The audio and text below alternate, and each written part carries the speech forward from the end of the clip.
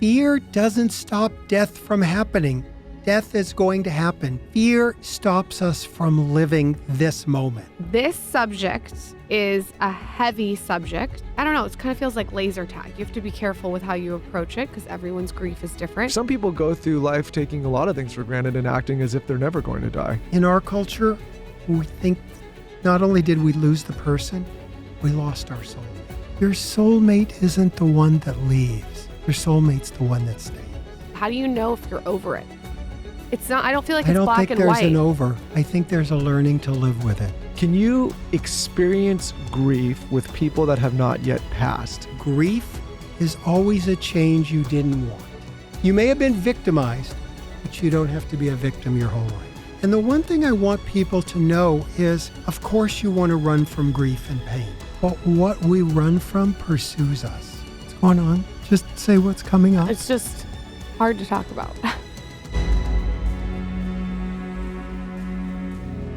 This subject is a heavy subject. There's a lot of, I think, I don't know, it kind of feels like laser tag. You have to be careful with how you approach it because everyone's grief is different. But when I saw you speak about it and I saw your books, you're so eloquent and elegant with it. So I wanted to have you on. My first question to set the stage is how you even get interested in this topic to begin with. Yeah, it's so true. Like no one in the third grade is like, oh, police, oh, teacher, I want to be death grief. That's what I want to do, right? It's like, it's not. And there's so much grief in the world, different ways, relationships, death, narcissists, there's a million things. So when I was a kid, I had a mother who I thought she was just ill. She went to a hospital in the big city a few hours away. We went there, my father and I, to a hotel across the way. While we're there, I remember one day in the hospital, I was able to get in. My parents, as my mother's dying, had a monogamy discussion in front of me. By the way, never have a 13-year-old present for a monogamy discussion. Not a good parenting technique, nor is it a good relationship thing to deal with. So I had that weirdness. My family was dysfunctional. My mother would probably be considered narcissistic now. My father was an addict. So much dysfunction. And then she's sick. We're there. And one day at the hotel across the street, someone yells fire. Everyone runs out. Fire department comes up, extends the ladders. And the next thing you know, shooting starts. What? It turns out it went on for like hours. It was one of the first mass shootings in the U.S. Holy shit. So I see people being killed. Police, so much, hotel guests. My father's desperately trying to get us back over to the hospital. We do. A couple days later, my mother dies. It's so much trauma. My father had to call up because he couldn't afford the funeral. I mean, it was just like a lot of stuff. From an outside perspective, I have questions. When your mother died from the mass shooting or from something else? She had an illness across the street from where there was a mass shooting. So the mass shooting took place in a hotel that you were in? A hotel that you were staying in. That we were staying at. So it was across the street from the hospital that your mother was dying. That's like it's like a hamburger cacophony of like crap happening. What year was this? 73. And then the monogamy conversation, when you said how hard that was, do you mean that they were talking about being with other people? What do you mean? My mother, who's fragile and ill, said to my father, have you been with anyone? And I saw him look down and said no. And you knew he was lying? I knew he was lying. Do you think that she was just so sick that she couldn't even comprehend that you were in the room and the ramification of that? Or do you think it's the narcissist? Couldn't tell you. Probably all of the above. Okay. All of the above. And I also had they would always fight. And when they fought, every argument, a suitcase got opened. It was like I came into my teenage years, I just thought, I am so screwed up and so damaged. And I just thought, well, this is forever. This is I was just going to be screwed up. And Then I went to community college, and there was 2 classes, and they're like, here's the easy classes: human sexuality and death and dying. And then like human sexuality was full. And I'm like, I can take death and dying. And like all of a sudden, there was a language for what I had gone through. There were words for it. There was Kubler-Ross with the stages. And I'm like, oh, maybe I can figure this out. So you were able to sort of control what had happened to you in a way where you, like, knowledge is power. Yes. I'm like, no, but I thought I was the only one. I mean, I remember trying to talk to someone once in a stairwell of the hospital about, this is really hard. I remember them saying to me, stay strong. And stay strong, especially to a guy, but I think to anyone, sort of means stuff your feelings and take care of everyone else. So I didn't know what to do with my feelings. I didn't know how to process any of this.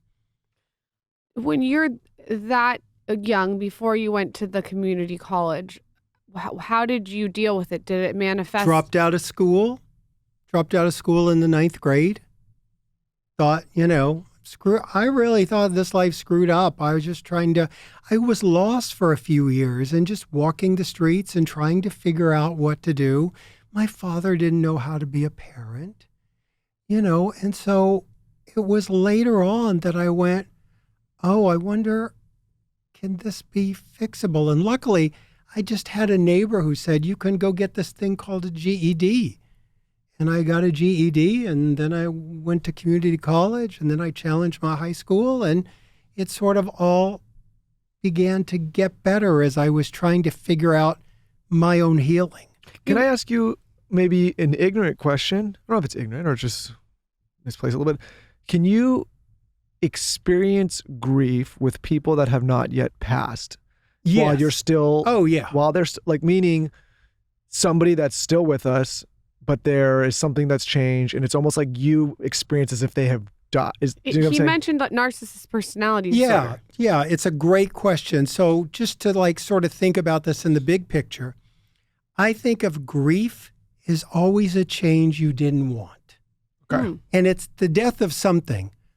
A breakup is the death of that romantic relationship. A divorce is the death of a marriage. Betrayal is the death of the trust. Being with a narcissist feels like the death of yourself.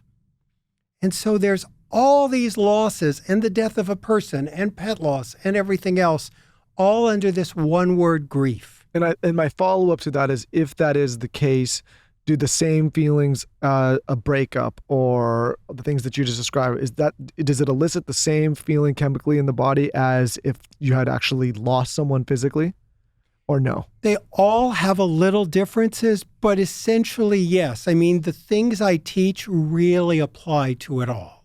Okay.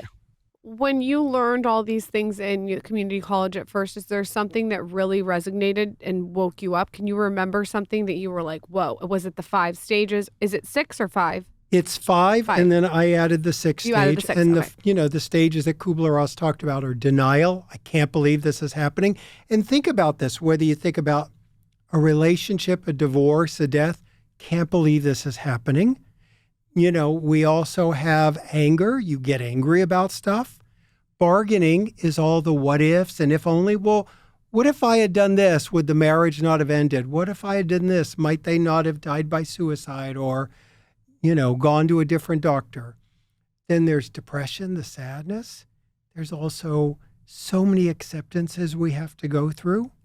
And so there's so many different feelings, and those aren't linear. They're not like 5 easy steps, to get through your grief. And the interesting thing is I heard so much over decades of working with people. We always talk about post-traumatic stress from all these losses. I was interested in post-traumatic growth. And to me, that became the 6th stage, the finding meaning. It seems like when something catastrophic or trauma happens to a person that's so life-changing, that they either use it almost to become, and I don't know if this is the right word, a victim, or they use it to fuel. Have you seen the differences between that? Is there a name for that? Do I even make sense with what I'm saying? Yeah, it makes sense. So here's what happens is that sometimes these horrible things happen, and all grief doesn't have trauma, but all trauma has grief. All grief doesn't have trauma. Right. Think of your 105-year-old grandfather who had a great life. Yeah, like my grandma just passed. Right. She was well into her 90s, and it was peaceful passing. Right. And So there's no trauma So there. all trauma has grief. Right. Sexual abuse is the loss of the trust, the loss of the safety. Narcissism is the loss of the self. So there's always a loss in these things. And many times when people do trauma work, they forget to do the grief work. And you got to do both. And so when we talk about how we deal with these things, I think it's the thing to recognize we're actually built for this. But this is a world that has so minimized what has happened with people, whether it's sexual abuse over the years, a million different things. I mean, look at the Menendez brothers. There's all kinds of examples of people who, Menendez brothers, not that they didn't do terrible things, but there was sexual abuse doesn't happen to men back then. All those things get minimized. And that takes us from being victimized to taking on a victim identity. And part of my work is to help people find their power again so that they lose that sense of being a victim. You may have been victimized, but you don't have to be a victim your whole life. Out of all the people that you've worked with and interviewed and all your studies, is there a particular trauma that it's really difficult? Is there like a spectrum of trauma? Gosh, I have seen so many different things, and I think they can all be horrific. I mean, there's a dear friend of mine that husband cheated, and it was just horrifically humiliating. There's, other people I know that have had a murder. Oh. There's so much crap in the world, children dying, stuff happens. Sexual abuse. There's people who, and one of the things I try to teach about in old wounds and trauma and how all these things go together is that these things don't just affect us, they really stop us from having healthy relationships. They stop us from having happiness.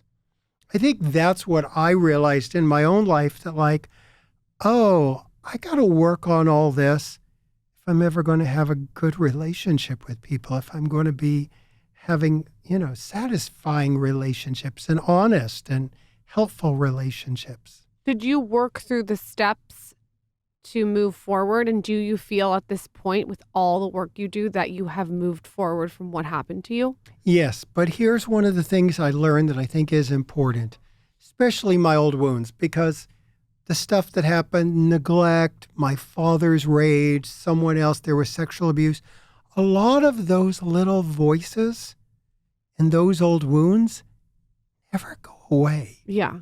But you can really turn the volume down and learn to just ignore them. And I have a friend, Dr. Edith Eger, who says, take your traumatic wounds and turn them into cherished wounds. And she's been through it, from the Holocaust to everything else. She's been on the show. She has been through it. I was just at her birthday. It was she's just like 97, like amazing, amazing. And so, to realize no matter what you've been through, you can make this life work, but no one teaches us. And the thing is, there's people like her and me who's been through so many things.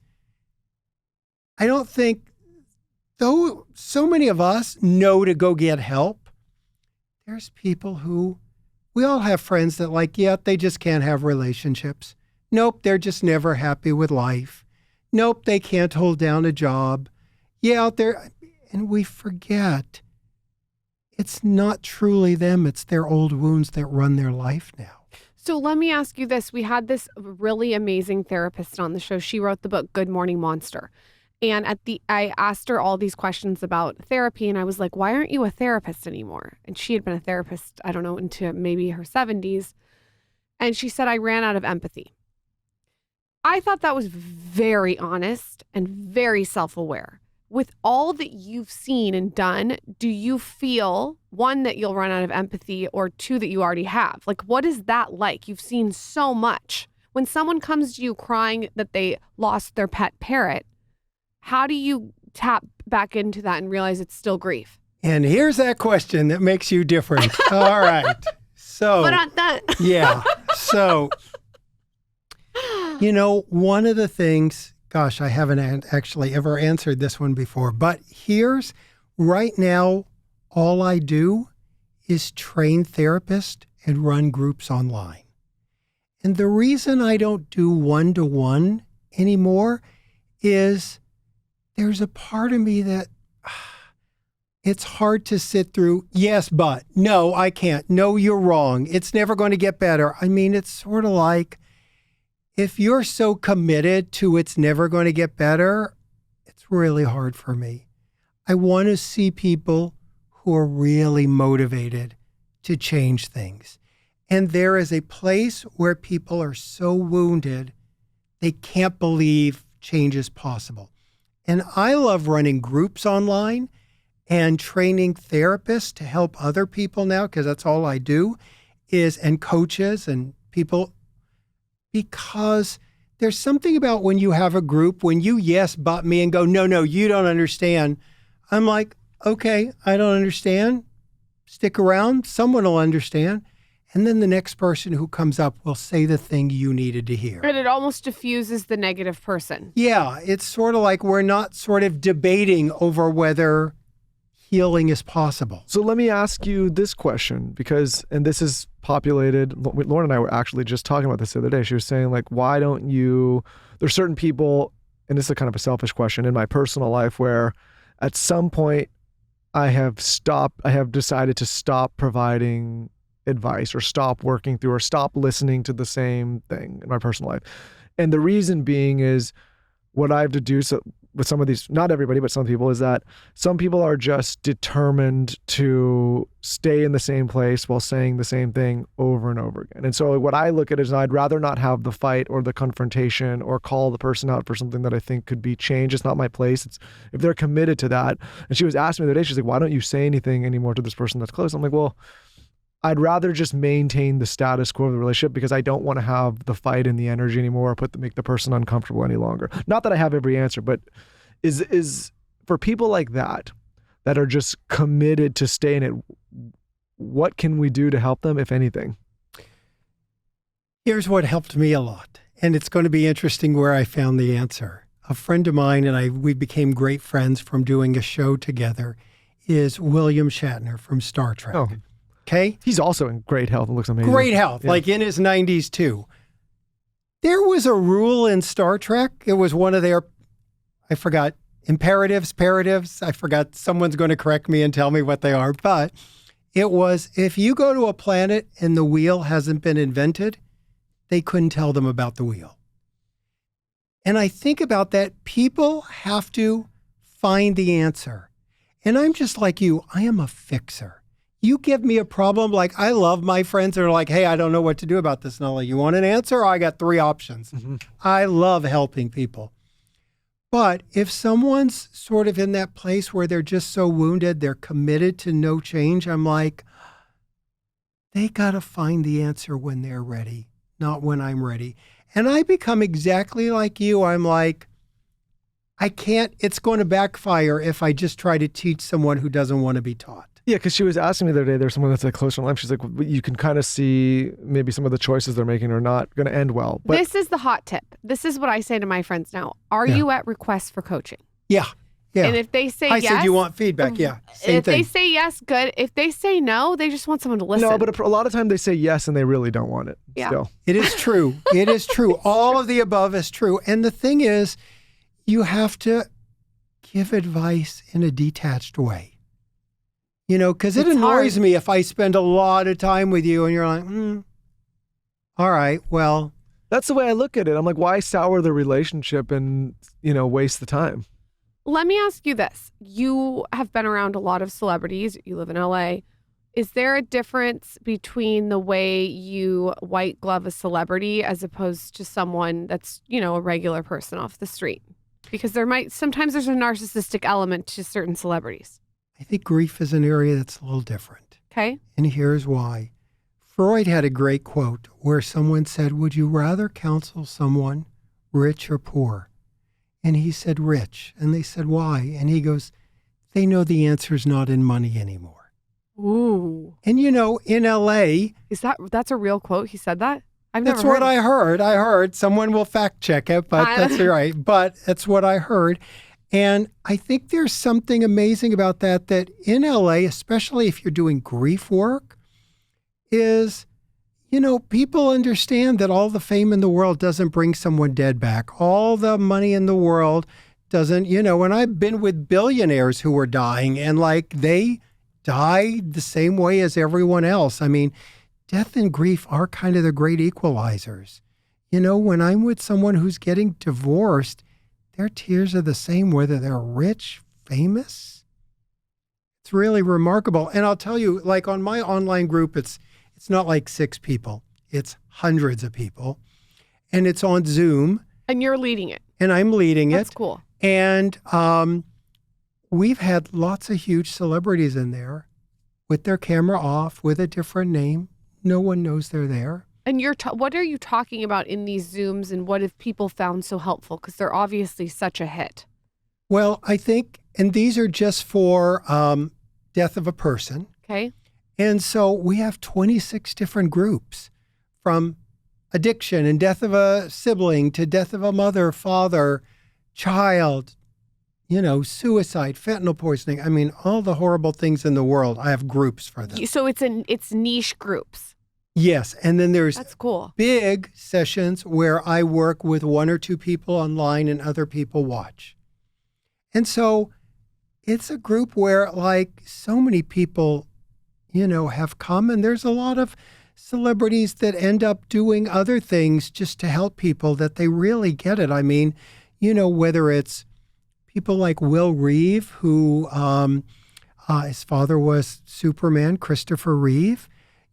He's really tried to educate others. Winona Judd, Ashley Judd have been really wonderful in helping. William Shatner. I mean, a lot of people, there's some celebrities I work with that are like, okay, we're done. This is private. No one will ever know. And there's others like, let me help other people. Let me share. And there's no right or wrong way to do grief. My mom died of suicide, and I would love to know how you work specifically with people who have lost someone to suicide, because it's so jarring and there's so much guilt and there's so much what if. What are the tools that you do to help people? So first of all, it's your mother. Yeah. Your mother's always going to sting. Yeah. It's always going to And hurt. also, when I became a mother again, it brings it up again. Yeah, of course. So we're learning a lot. 20 years ago, 30 years ago, death by suicide and addiction. What's going on? Just say what's coming up. It's just hard to talk about. Yeah. And it's hard to talk about because of the love you have for her and because of the tragedy that she went through. Now, here's the thing. 30 years ago, we used to think about death by suicide and addiction. By the way, every one of those tears is a tear of love. Oh my God, he's so cute. He's so sweet. It's true. It's a tear of love. Well, I think suicide was really different than it was now. It was almost, I wasn't embarrassed, but I could tell the people around me were embarrassed. Right. So we know now death by suicide and addiction are illnesses of the mind.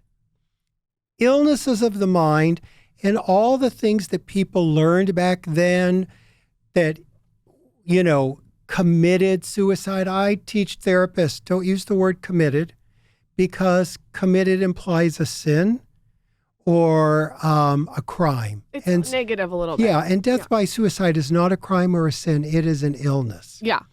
And there's a lot that I think what people don't realize too, there's a lot that leads up to it. It's not just like they decided to wake up one day and commit suicide. There's a lot of dynamic to it. And here's some of the things people don't know is that the window of death by suicide is often 20 minutes. What do you mean? It can be like 20 minutes short. People think, oh, they must have been planning it for months. Sometimes it's a 20-minute window. So you're saying like sometimes people are like, I need to die. Sometimes, and it doesn't mean they didn't have illness leading up to it, but that wasn't a long, drawn-out decision that we always think it is. Sometimes it's short. I think in my case, there was long. Right. I think it was long. Right. I just wonder, like, is there a tool for anyone who's listening that has experienced suicide that can help you get over the what if? So I have a free 3-part series that's at griefsuicide.com. Okay. And it walks through a lot of the things that come up and how to deal with it all. The other thing that I don't think the average person knows is we've seen children 3-5 years old have suicidal thoughts. Wow. Why? Because it's brain wiring that's off. That's 3? 3, 4, 5 years old. And how do you know that a 3-year-old's having it? They say it? When they have talked about it, they have said it, yes. Like later on? No, at that age. At 3? At a young age. Wow. And so it's interesting, and part of some of the work I do is with the American Foundation of Suicide Prevention, and they have so many resources. The other thing that you may have experienced, I don't know, you can tell me, we always talk about suicide prevention. I work in the field of postvention. Right. I'm always working after the tragedy has happened. And so a lot of times, postvention doesn't work well with a survivor. Why? Because it makes them feel guilty. Like, oh, we can save everyone. No, we can't. We should try to save everyone. Here's the thing I hope for our future. We know now if someone has I had a little skin cancer, stage 1, no big deal, scraped it out, it's gone, it's all good, right? We know stage 1 cancer, no big deal, get it treated. Stage 4, there's advanced aggressive cancer, it's going to be tough, may not survive it. I hope someday in the future we'll know, that person has stage 1 mental illness. Yeah. A little therapy is going to help them. Oh, you're a mom? Stage 4, advanced, aggressive mental illness. Wasn't going to be helped by anything in this world. So there's nothing that you can sort of do. And we know that there is a small segment that there's nothing we can do. Yeah. Because we can't differentiate it, we try everything because we don't know who's got advanced, who's not. It's the same with addiction. Some people absolutely get into a program, see a therapist, absolutely. And there's some people, no matter what we do, they're still going to die of addiction. But we got to try it all. You got to try it. How do you know as a survivor of suicide or something, like say your parent had cancer or something horrible, how do you know if you're over it? It's not, I don't feel like it's black and white. I don't think there's an over. I think there's a learning to live with it. Okay. And how do you know that you've gone through the stages of grief? How do you recognize that? I think there is a peace you find. Now, here's the thing. I use the word healing. And when I say healing, I think of healing as when the event no longer controls us. That makes sense. So the thing is, you want to be at the place in your life someday where you're going to know, and I've had this experience because of my work, you're going to know if your child is, 10 minutes late from somewhere, they're in the ditch? Oh my gosh, something horrible, and you're catastrophizing? Or are you like, I bet they're late? And you sort of don't let your history dictate all your reactions. It's interesting, though, how you can feel at peace and then Correct. Another event can trigger something. I'm not a big fan of the word trigger. It's Me not my either. favorite word. I use activated or intense. Yeah, I'm not a big tense fan of that word. emotions. And I feel like, you know, I don't know if trigger's the right word. I like it can bring up emotions. Right. For instance, like I mentioned when I had a daughter, it brings stuff to the surface that you For healing. Yeah, maybe. But it's just interesting how something can bring something up. Yes. It's almost like a pimple that you think you have under control and then you realize you don't and it's still popping up to the surface. And here's the thing, and this is really hard. It's really hard for me in my life.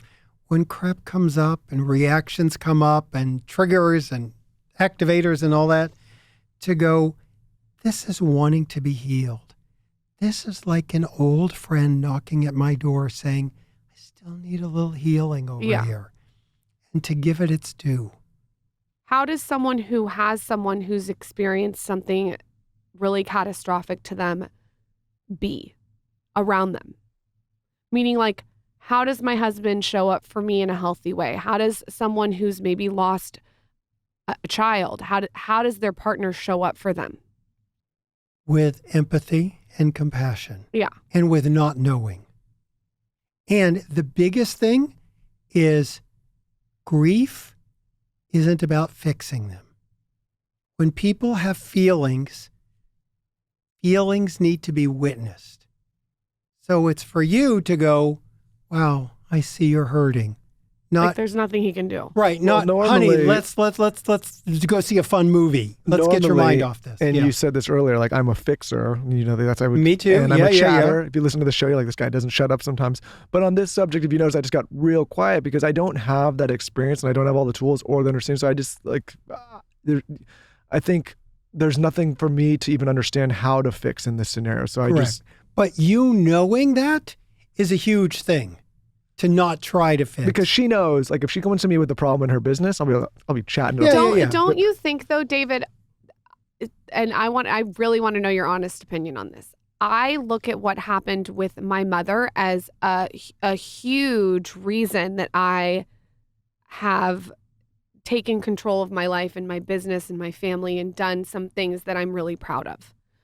So that's the meaning. That's the post-traumatic growth. I feel very expansive in the fact that if that had not happened, I don't know that I would be where I am today. I really can say that. Well, and I would just say this, like we've done almost 800 of these shows. Right. This is probably the second or third time she's ever even mentioned this. Yeah. Taylor, right? Like, like this is, you know, well, like I don't need it to like, define. there's probably people listening that have no idea that this is even part of Right. her story. I don't think everything needs to be part of my story. This is not like a talking point for a press piece that I want to go around about. But what I wanted to ask you was, don't you feel that if you hadn't experienced your mother in the hospital and your father's addiction and your mother dying and the shooting, that you would not be able to help all these people that you've helped? Yes, but here's the other thing I will say. For every one of you, 20 people we know that we can go, oh, what's her problem? What's going on? Oh, she had a suicide. That's why she's so lost in life. I never wanted people to do that. You and I are the exceptions because most people don't have it within them and don't have the resources to get out of it. That's why it's really important. Like, you know, with my groups around death online, there's like a small fee, but no one's turned away because these things need to be available to everyone, resources. Somehow in your life, there were resources around that you were able to take advantage of. I only have to go on my Instagram or Facebook or something to see someone whose mother died by suicide, hasn't left the house in 20 years. So how... And just take that in for a moment, that like you have turned your pain into purpose. You have to. I mean, I don't... But everyone can't. And why? I hope because we don't have the resources for it. We don't know how. We don't talk about grief. Let me tell you, the fact that you're doing this show, I mean, my phone doesn't ring off the hook with people for podcasts. I mean, I do a fair amount of them, but this isn't the hottest topic on a podcast. So just what you two are doing right now is reaching people out there. Well, what I find fascinating listening to you talk, and as I'm like digesting all this, at some point, grief and death are something everybody on this planet are going to face sooner or later. It's part of the human condition. I always say the death rate is 100%. Yeah, and so I think one should think about that a little bit, and then also talk about it more, because you're right. Like when Lauryn brings up this subject, and I see her with other people, like people have an opinion on everything. Very few people have an opinion on death and this subject. It's like, this is a moment where people freeze up. They don't know how to say, they don't know how to be. It's uncomfortable. You don't know how to treat people. You don't know what to say to people. You don't know how to behave. You don't know how to be there for it. And I think it's likely because it's so uncomfortable for everyone, because everybody knows it's inevitable, that it's either going to happen to them or a loved one or a friend or whatever, that we shy away from it when maybe we should be leaning into it to understand it a little more. Absolutely. And, even like, I went on TikTok recently. I took that plunge, and it's just so fascinating to me. I do videos all the time, and I did this one on sibling grief that took off. And I'm like, oh, people on TikTok have really had a sibling die, and no one's talking about it. So what is sibling grief? Talk about that. It's like a brother or sister who have died. But what did you say that people were so like intrigued by? First of all, you're younger, and because you're younger often when a sibling dies, like all your friends, you're the 20-year-old and all your friends are partying, and you just had your sibling die and you're not partying. You get thrown into a different world. And sibling death is the only grief that will go, were you close? Like what? If I'm close, you're going to give me some support. If not, it's you're not. It's almost worse if you're not close, because then there's a guilt element. Because you can't make it better ever. So there's all these things, and we don't talk about it. It's really a grief illiterate world, and people get so isolated in their pain. I want you to think about this.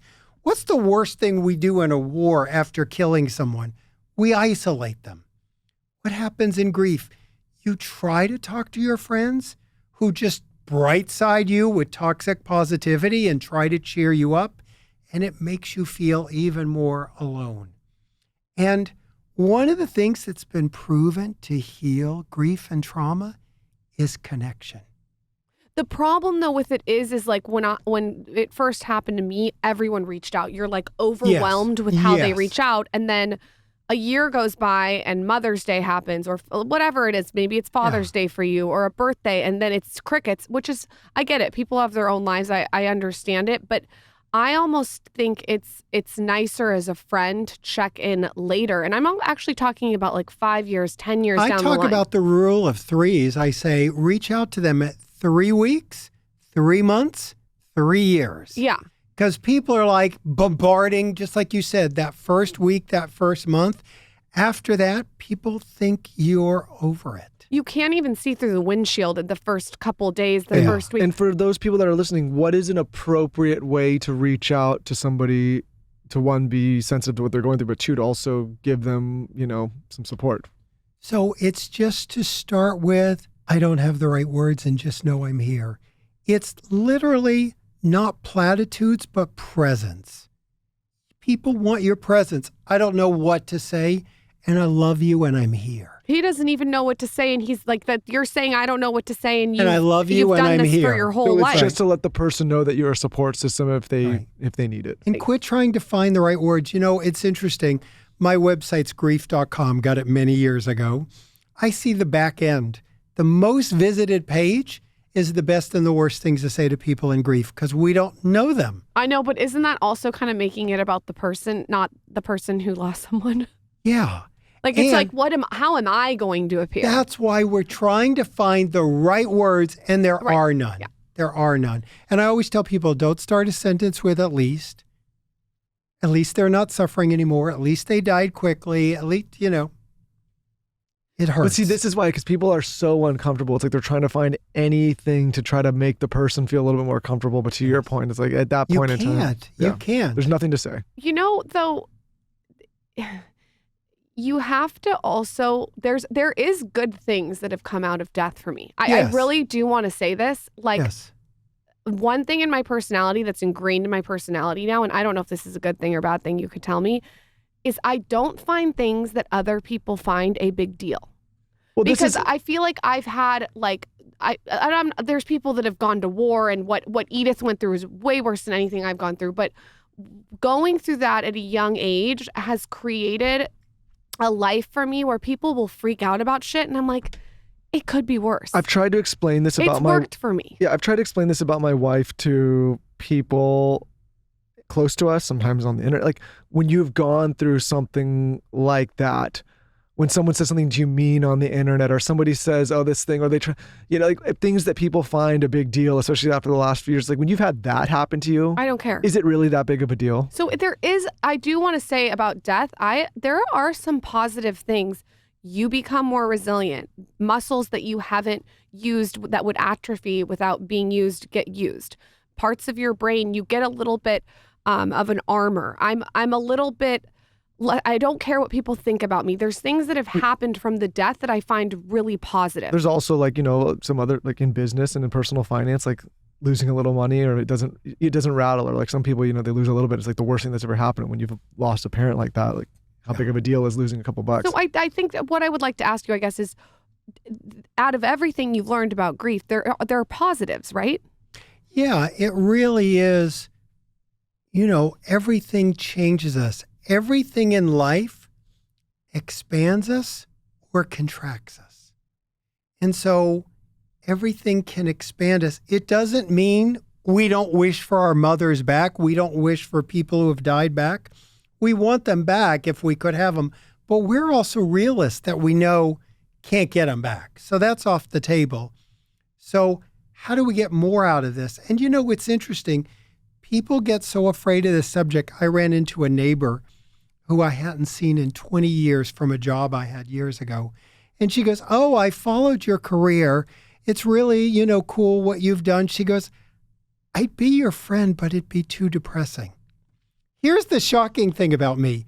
People in my life, I have to remind them what I do for a living. You're really light. I you're light, am. yeah. I'm like, you know why? Yeah. Because I don't take this for granted. I don't want, like you, I understand life isn't guaranteed. And so when I know just from my work, oh gosh, people died today, people died yesterday, and people are going to die tomorrow, that doesn't make me contract. That makes me go, wow, let me really dive into this podcast with you. You feel Let's gratitude. make this Well, that's gratitude and going deep and wanting to drink up life fully. That's very Makes sense. stoic in a lot of ways, and I'm sure you probably brought that up with Ryan when you talked to him, Ryan Holiday.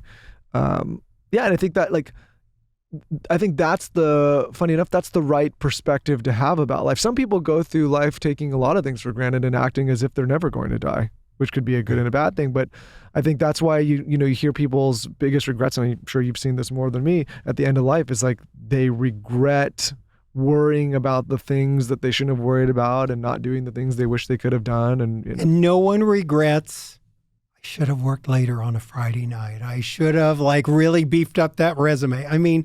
No one regrets those things. Should have had more money. Right. We regret we didn't connect more. We didn't talk more. We didn't be with each other more. It's those little moments that we all, people always, when I talk about the 6 stage, they're always thinking about meaning and oh, am I supposed to start a charity?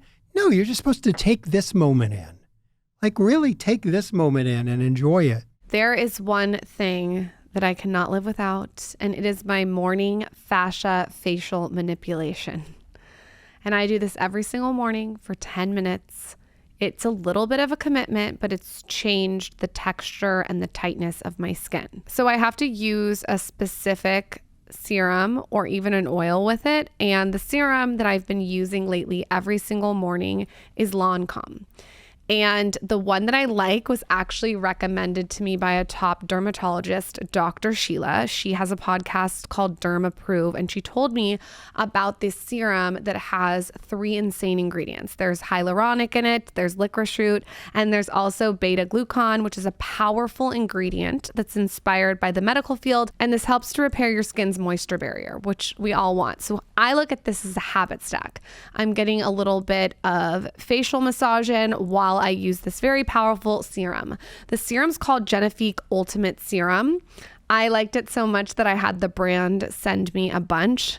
Michael even stole a bottle. It's really like luxurious and it feels amazing, but it plumps your skin like no other. So what I noticed is when I'm massaging my face, it like gives my skin an oomph and increases circulation while it's plumping. And that I think has a lot to do with the hyaluronic acid, which is designed to hydrate and plump. The pure licorice extract is designed to really help with skin tone, which is something I need because sometimes I can get some hyperpigmentation, and it also really helps soothe the skin. So this combo in the morning with my facial massage outside is a real win. I like to do it outside. I get my sunlight in. It's just getting everything all in at once. And you got to do that as a mom. You got to multitask. Shop now on lancome-usa.com. You can use code TSC20. You get 20% off the Genifique Ultimate. Make sure you try this serum if you're looking to upgrade your skin barrier and your facial massage game. I just got the cutest little bag in the mail. It is canvas. It's striped. It's a bucket bag. It's drawstring. It's little. It's cute. It's by Celine. And I actually got to borrow it. So I get to return it whenever I want. Have you heard of Vivril? Maybe from this show you have. It's the first of its kind luxury accessories members only club. And it provides members access to borrow designer handbags, jewelry, watches, and diamonds. There's like fine jewelry on there. You can basically become a member, and then members treat the Vivril closet like their own. So what I do is I just borrow anything within my tier, and it has no return dates.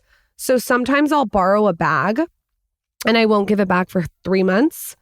I've borrowed a bag for 4 months. You could borrow one for a month, whatever you're feeling. Members can swap once per month or keep items for as long as they'd like. The membership starts at $45. And they have the most major, chicest handbags. Like whoever is getting their handbags really has an eye. You can use code SKINNY to get to the top of the Vivril wait list. And you get 30% off your first 4 months of membership. Go to Vivril.com and apply for membership today. You can use code SKINNY, like I said, for 30% off 4 months of membership. The code will also allow you to skip the Vivril waitlist. That's Vivrelle.com. Use code SKINNY. You get 30% off 4 months of membership. Every morning I wake up, I open the shades, I scrape my tongue, and then I take my multivitamin. Right now, I'm obviously in the prenatal vitamin stage. And the one that I'm taking, because I'm very serious, as you know, about ingredients, is by Ritual. So they have Essential Prenatal, and everything is formulated with high quality, clean ingredients. And what I like the most about it is everything's in their bioavailable form. So it's vegan, non-GMO, gluten and major allergen free. And I like that it's made traceable. So I can go and see the sources and suppliers behind the key ingredients. So I know what I'm putting in my body. Also, I think this is so cool. It's third-party tested. So they test for heavy metals. They're very serious about what they're putting in these supplements, which I think is so important. I also like it because it's subscription. I don't want to have to reorder it every single month. So it automatically delivers straight to my door. I've been taking their Essential for Women 18 plus for years. And so it's very natural for me to switch to their prenatal when I'm pregnant. I've done it with my last 2 babies, and I'm doing it with this one. You can also go on their site and check out their stress relief. They have an Essential Protein 18 plus. They even have an Essential Postnatal. Start a ritual that's backed by science without the BS. Ritual is offering 25% off your first month at ritual.com/skinny. That's ritual.com/skinny for 25% off. Can we talk about the stages for a second? Sure. Are there, of the 5 stages and now the 6 that you've added, are there certain stages that people tend to linger in or stay in more than others, or some that they tend to go through faster than others? Or I think because of our old wounds, acceptance feels like a bad word. And people think, oh, if I accept it, does that mean I like it? I'm okay with it? No, it just means you acknowledge the reality. I don't like my mom died or your mom died, but it's our reality. And we have to live with that. And many people fight reality. And fighting reality works against us. So give me an example of what you've seen as a common fight against that reality. Healing would be bad. I'm never going to heal. There's no help for me out there. No one gets me. I'm all alone. And you know, that's not real in many cases. It's real for them, but they don't know there's a possibility of more help out there for them. So is it like the old thing where it's like the person that is receiving, even if it's good sound advice, it's like easy for you to say, easy for them to say. Absolutely. You're not like me. You don't have my circumstances. You didn't grow up the way I did. You privilege. I didn't have. It's like those people that they're not living basically in reality. And you find reasons to justify healing's not possible. And we don't know how to do this, not just with death, but with relationships. I think the big thing I see in relationships is people need to grieve the person who's broken up with them or divorcing them or betraying them. You need to grieve them. In our culture, we think not only did we lose the person, we lost our soulmate. And I'm like, your soulmate isn't the one that leaves. Your soulmate's the one that stays. Agreed. I wish more people would realize that. Yeah. And if someone wants to leave, let them leave. I'm not going to beg someone to be with me. Like, I don't understand that. Why would I want to be with someone who doesn't want to be with me? Because we're so wounded in our attachment from our childhood. We're so afraid if I lose you, I can't survive. And I always tell people, we come from a long line of dead people. Like every ancestor you've had has had to deal with loss and survived. And so can you. That's why I like reading history. It's my favorite subject is history, because you realize how many, at the time, insurmountable things people have actually surmounted and gotten past. You know, and you realize how much tragedy and trauma people have gone through, and that we're still here chugging along. That's why I just think sometimes the context is difficult for people to grasp when they're in a tough situation and like stepping out of it. So that's why they always say like the more you can step out of it, and the outside perspective is so important, because when you're in it, you feel like it's so unique to you and nobody else but you has experienced this terrible thing, when it's happened time and time and time again. And one of the things I'll often have people do is either watch documentaries or biographies, exactly to your point. Like if I asked you, who are the 3 people you admire most in the world, living or dead? I promise you they went through a lot of shit. Well, and one of our favorite books, and I'm sure you know that this is a great book, is Man's Search for Meaning. And the reason I think it's such an incredible... Viktor Frankl, yeah. It's partly where I got this from, the idea. I just...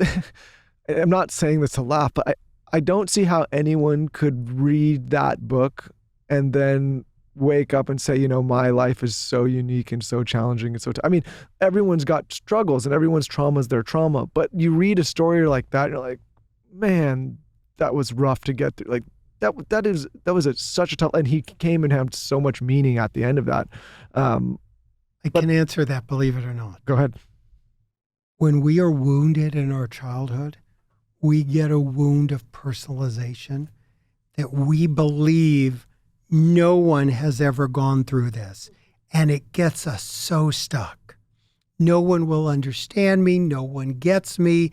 And it's like they can't come out of it to see, oh, no, not exactly like you, but something similar or even worse. I mean, with all losses, someone to your right hasn't had it as bad and someone to your left had it worse. That's just the human condition. So for those people that do come out of it, how do they come out of it? They come out of it usually by connection with others, usually by being around other people. I mean, some of the things that are just so helpful.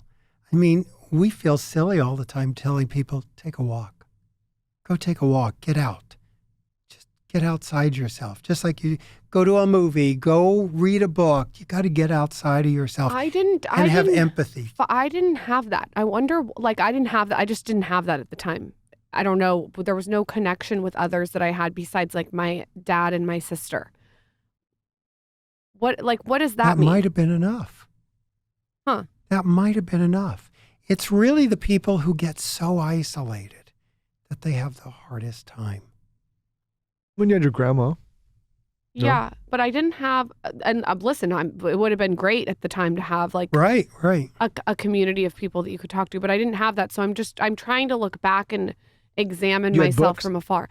But I read a lot, and that I always say to anyone who's going through grief, like that really helped me is to read. Right. What are the people and the mentors and the books that you feel like have, you mentioned Viktor Frankl. Who are the people that you look to find your own solace? I think it is people just like I love looking at people with different views. Like I studied years ago, like John Bradshaw and, whether it's Viktor Frankl or Edith Eger. I mean, so many people who have found so many different insights and have been through it themselves, which I think is so powerful.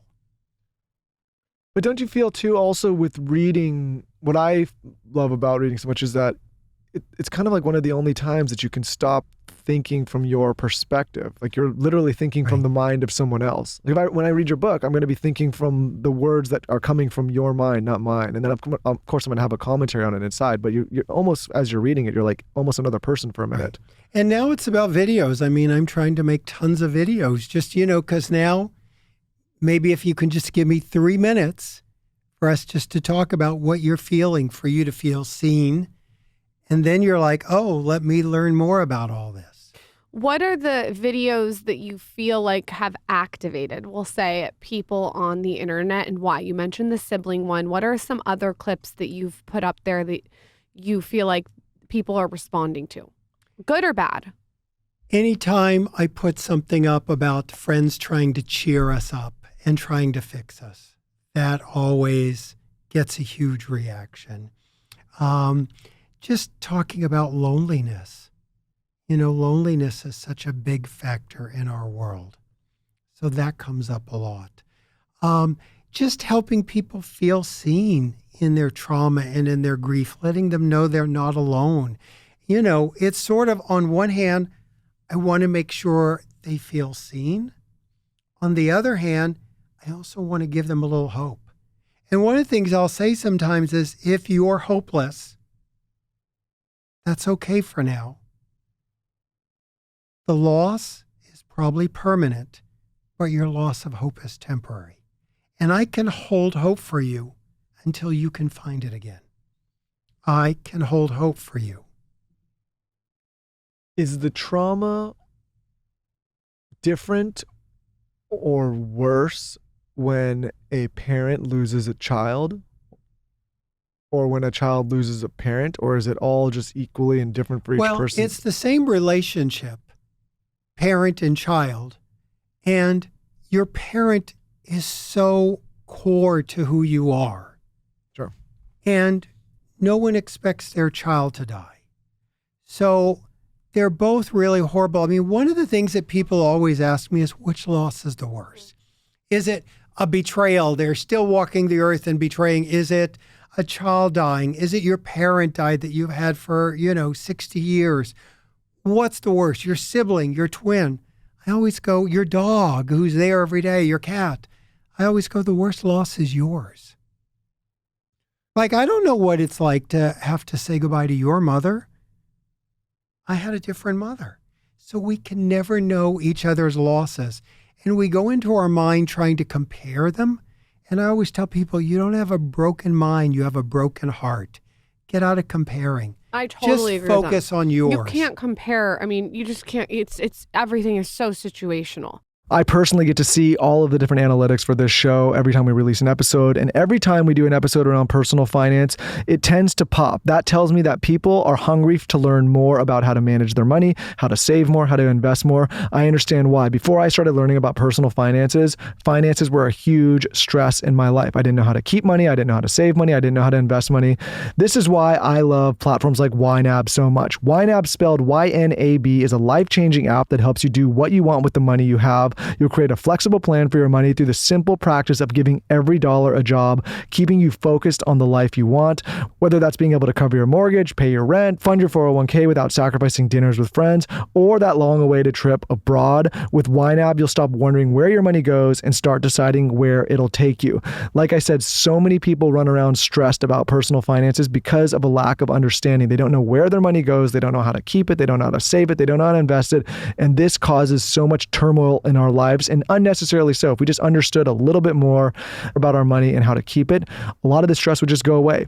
92% of users report feeling less money stress since using YNAB. The average YNAB user saves $600 in their first 2 months and $6,000 in their first year. Imagine what else you could do with that extra $6,000 in your pocket.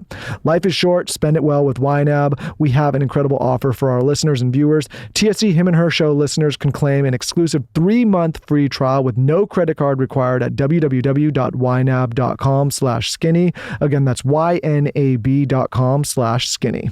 I like drinking my coffee with protein. And how I do this is I'm not super hungry in the morning, so I'll either have eggs before coffee or I'll have bone broth. And the bone broth that I always have is by Kettle and Fire. I like the one that's beef. It's 100% grass-fed beef. It's so delicious. They also have chicken. Kettle and Fire is the cleanest bone broth on the market. But the best part is it has 19 grams of protein per serving. And I have this hack that I do. So I have a rice cooker. And instead of making the rice with water, my stepmom, Julie, was like, you have to try it with bone broth. So I've been making my rice with Kettle and Fire bone broth. I do a cup of it and then make the rice, or I'll make like a big bowl of rice and then I'll put bone broth on top of it to get the protein. You could make a soup with it. It's so delicious. What I like about bone broth is there's so much collagen in it, which is so good for your skin. Kettle and Fire uses only grass-fed and finished beef bones, which is a big difference between just grass-fed. You can go do your research on that, but they really care when it comes to the ingredients in their bone broth. I have a pot on my stove ready to go. You can find Kettle and Fire in almost every grocery store nationwide. I remember when they were just in Whole Foods and now they're everywhere. So think Walmart, Target, pretty much anywhere you can buy food. But if you guys want the hookup, you can save 20% if you go to kettleandfire.com/skinny. That's kettleandfire.com/skinny. I was getting my hair done the other day by a hairstylist who hasn't done my hair in like a year. And she was like, Lauryn, what is going on with your hair? My hair has never been thicker. It's never been longer. And I don't get a lot of shedding anymore. I don't wear extensions. I used to wear extensions. And I really attribute that to a couple different things. I'm drinking my bone broth. I'm eating lots of meat. I do microneedling on my scalp massage, silk pillowcase, and I also supplement. And I take my supplements really seriously when it comes to my hair. The one that I have always taken is Nutrafol, and it targets the root causes. So if you have hair thinning, shedding, or hair issues, this is a great one to try. What I've noticed since taking it is I've seen obviously improved hair growth, like I said. I've just seen like more luscious hair and decreased shedding. My ponytail has never been thicker too, and people are noticing, and I'm very excited about that I don't have to wear extensions. It's a clinically tested formula. And most importantly, I just notice a difference in my hair. If you're unfamiliar, Nutrafol is the #1 dermatologist recommended hair growth supplement brand. It's trusted by over 1.5 million people. They're seeing thicker, stronger, faster growing hair with less shedding in just 3 to 6 months with Nutrafol. Start your hair growth journey with Nutrafol. For a limited time, Nutrafol is offering our listeners $10 off your first month subscription, and you get free shipping.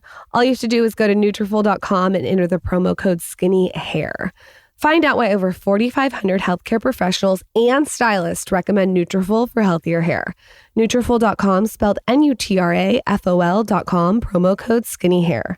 That's Nutrafol.com, promo code skinnyhair. Last question on this kind of line of questioning. We were talking to somebody who just lost a parent who was sick and battling an illness for a long time. Right. And we were talking to another person who lost their parent suddenly out of nowhere. Have you seen those kind of deaths impact people in different kind of ways? Like, and the question we were all saying, we were all sitting around saying, like, is it worse to kind of lose someone slowly like that, or worse to lose someone quickly and out of nowhere? We talk about what's called complicated or prolonged grief. Sudden death causes longer periods of shock. Death of a child, longer periods of anything that broadsides you. If you think you're happily married and then one day, like, honey, we're divorcing, that's going to take longer. Any surprise always takes longer. Because you've had a moment to preparation. grieve. There's been no preparation. Right. Huh.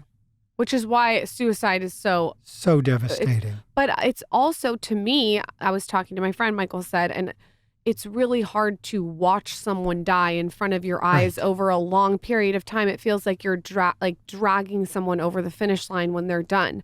That sounds also horrific. I mean, You're right, though. You can't compare it. Right. The worst loss is yours. And there's a thing we haven't talked about called anticipatory grief, which is the grief before the death. And, you know they're dying and you're grieving all along. In the same way, you can have anticipatory grief with mental illness. You're like, they could die. With addiction, you also can have it with a marriage or a relationship. You could go, I can just feel this is, winding down and I don't want it to. Can you grieve stages of a person? So, like, for instance, say, like, you have a parent that's, like, really strong and amazing, and they're, like, the man about town, and then as they get older, you see them in a different chapter. Is there grief in there? Absolutely, because you're grieving who they were. And you have to be with that new version of them. And so we do have to grieve all those moments. And those are losses. And like you see it with people with Alzheimer's or, when people are losing their abilities, you have to grieve then. That's a lot of anticipatory grief ahead of time. And what about someone who is in front of you but has narcissistic personality disorder? Is there grief involved in the people? Yeah. Because you can't really do anything about that. Well, the thing is, I think we used to believe, and a friend of mine's Dr. Ramani, she's amazing, that we used to really believe, like, I can change a narcissist. And we're seeing that's a real uphill battle. We've had some people come on and say you cannot. And Ramani says you can't. And I kind of lean that way. And people have almost feel like they've died trying. And it's gaslighting and suppressing of yourself, and you become smaller and smaller. And, when people finally get some breathing room away from the narcissist, they can begin to revive themselves and live again. But it's almost impossible. It's so difficult. If there is someone who's listening, I bet there's all different kinds of people that have all different kinds of grief. Where can they find all of these groups that you do? Sure. So grief.com has tons of free resources. It's got the online group that's called Tender Hearts. It's got the grief certificate program. We do writing through grief and trauma programs. Lots of different programs are always coming up. All my books are listed there. This newest one, Finding Meaning, the workbook. It's like as if we're sitting down at your kitchen table working through the death of the relationship or the death of the person. I'm online, whether it's my handle is I am David Kessler on Instagram and Facebook and TikTok, all those places, because there's really help out there. And the one thing I want people to know is, of course, you want to run from grief and pain, but what we run from pursues us, and what we face transforms us. I think what you're doing is incredible. I think that this is so important for people who have grief. The workbook is amazing. I also, before you go, want to end on something that I think you previously said, which is fear does not stop death. Fear stops life. Maybe you could elaborate. Absolutely. So many of us, because, people who have had catastrophes catastrophize. And we think, oh my gosh, people are worried about everyone they know being in a wreck, dying all the time. And they think, oh, I'm going to try to prepare. And it's like, no, fear doesn't stop death from happening. Death is going to happen. Fear stops us from living this moment. It's like a waste of, it's a waste. It's a waste It's of energy. out of our control. What's in our control? This moment with each other. Yeah. This moment's in our control. Where can everyone DM you? Pimp yourself out, David, on your Instagram. I am David Kessler. Go to grief.com. They can email me at david@grief.com. So many different resources out there. Because, I just want people to know, no matter what you have been through, no matter how you've been victimized, no matter how you've been hurt, no matter how many people have died, healing is possible. And there's hope. Thank you for coming on the show. Maybe I'll go on Zoom without my camera to your group. Let's do it. Okay. Thank you, David. Thank Great. you.